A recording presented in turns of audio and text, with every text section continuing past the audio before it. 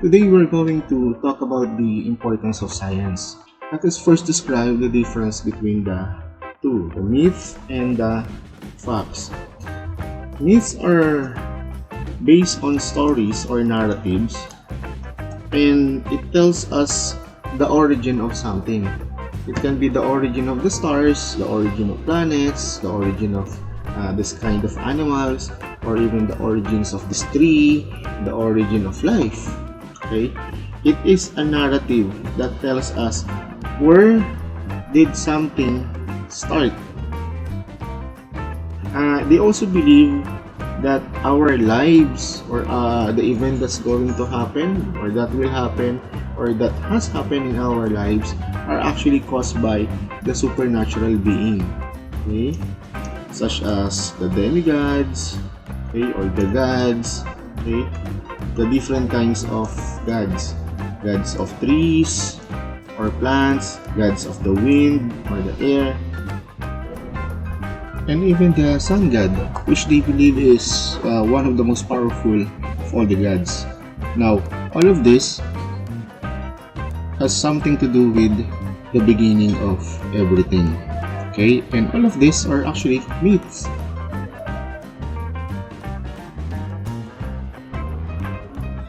Superstitious belief, or just simply superstition, this is actually an irrational way of connecting two things. Connecting an event to a certain outcomes. Okay, maraming Pilipino pa rin ang naniniwala sa ganito. Ayan. Example, nakakita ka ng black cat and then something bad happened to you or minalas ka and then you attributed it to the event na nakita mo yung cat. Okay, so that's superstitions. Another one is pag ikaw ay nagwawali sa gabi, di ba? Nagbabawalan ka ng iyong lola or lolo. I don't know if narinig din na to, no? Pero there's a superstition na mawawalan ka ng pera if you sweep the floor at night. Okay? If you sweep the floor at night. So those are superstitious belief. You are connecting two things, okay, irrationally. Meaning, hindi naman logical yung nangyaring sequences of events sa'yo. No? Nakakita ka lang ng black cat and then all of a sudden minalas ka na, no? So what will the cat lover say, you know? It is actually no facts. Okay, so you have to gather data kung bakit ka minalas, right? Or bakit may negativities. So it has to undergo science process. If you recall your scientific method, it has to be observed, no? It has to undergo an observation, okay,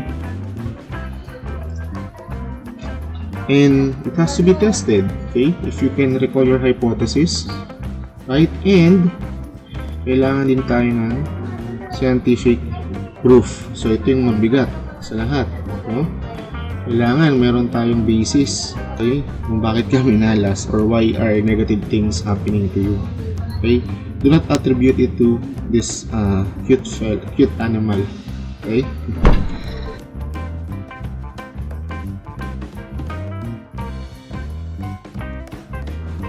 because of facts. Okay, let me insert it now. In fact, before this, people is actually curious. They want to know everything. Okay, they want to know what is happening to their surroundings. And because of that, nagkaroon ng tatawag nating development. Okay, they want to develop themselves. And dahil nagkaroon ng development, mas lumawak pa ngayon yung interest ng tao tungkol dito sa pag-gather ng facts. Hanggang sa sila ay makakuha ng tinatawag nating breakthrough. Okay, makakuha sila ng breakthrough. Imagine mo na lang na ikaw to or tayo. Okay, this is us bilang isang tao. Because of our curiosity, okay, we want to improve ourselves. And that improvement should lie on facts. If it will lie on myth, then maybe development will not go. So let us say that this is us. Because of this, okay, we were able to have a development and breakthrough. Like for example, in the field of medicine, right? Before, during the old times, there's not much of a medical instrument. Wala rin ganung kagandang mga medicines na may apply sa mga may sakit, no? So, ma-curious sila how to cure some illness. They gather facts, okay? And then they develop those facts, transform it into something useful, hanggang sa sila yung magkaroon ng breakthrough. Ngayon, people all over the world are actually putting or developing vaccine for COVID-19. Right? Wala pa silang ganito. They still under the development. Okay? Because they know the facts that COVID-19 is actually a virus that reacts on something. And they are actually curious. Saan ba nanggagaling itong sakit na to? Paano ba nahawa? That was before, di ba? And ngayon, curious tayo. Kailan kaya nila ma-discover yung antiviral drug for COVID-19? Okay, so nagkaroon ng development, and now for medicine, we're waiting for the breakthrough for the development of this antiviral drug. The second one is, let's say, technology. Okay? Parehas lang. Because we're curious, we have the facts, we develop, and then we come up with a breakthrough. When we say technology, this involves, but not limited to the following: computers, gadgets, cell phones. Let me just write it down. Computers, before, if you have seen it, they, especially yung monitor, yung CRT, malalaki pa, yung malalaking likuran nila. Unlike ngayon, meron ka ng flat screen na tinatawag.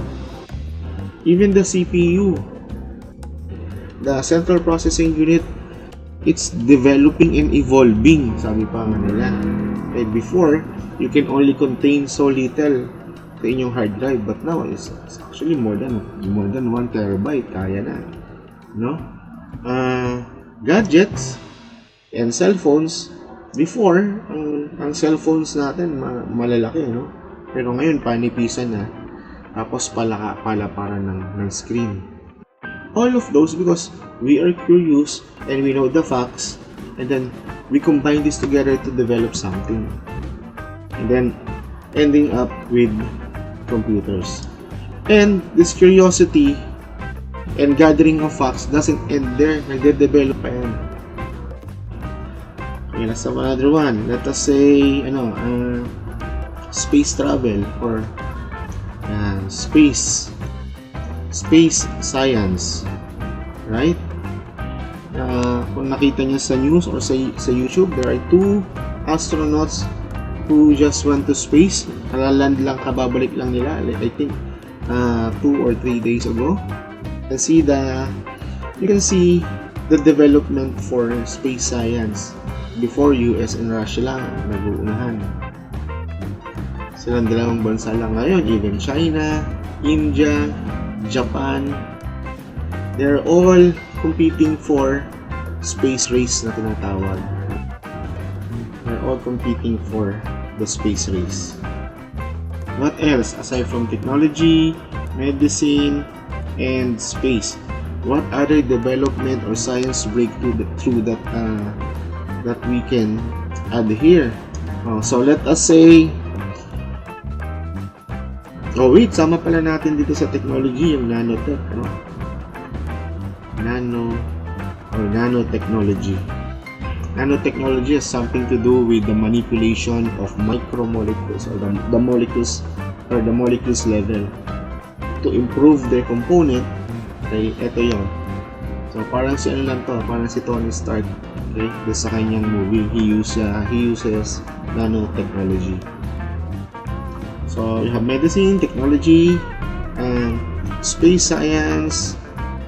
Pwede natin sabihin sa environment din. Okay? Our environment. Now, because of facts, because of curiosity, we were able to differentiate the biodegradable from the non-biodegradable.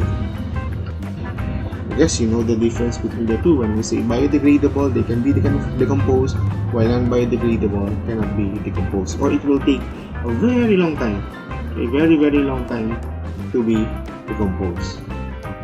And because of this, we are curious, what causes the build-up of trash in our city?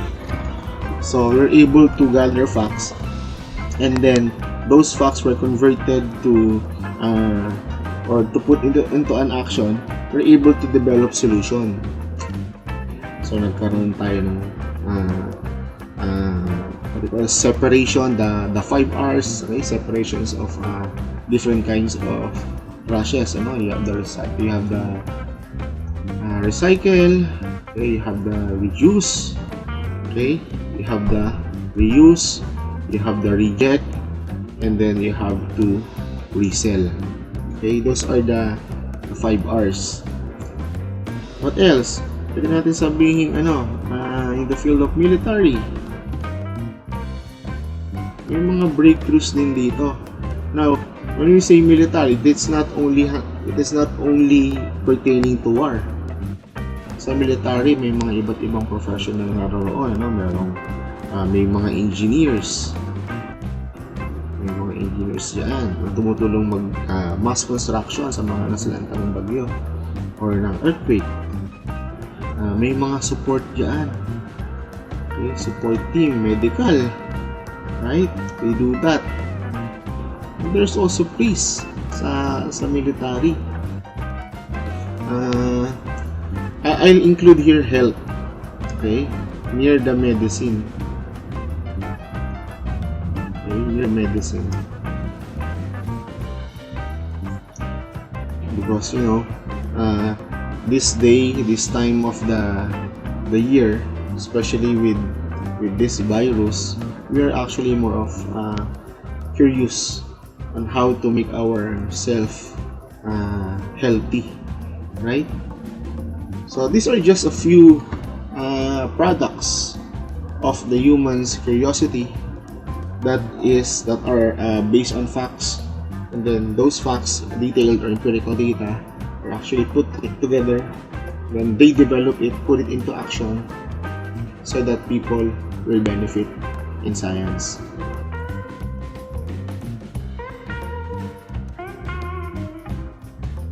I would like you to think of other benefits that we can get in or from science. So think of the other concepts that are not listed here. There are also other benefits that we can get in or from science.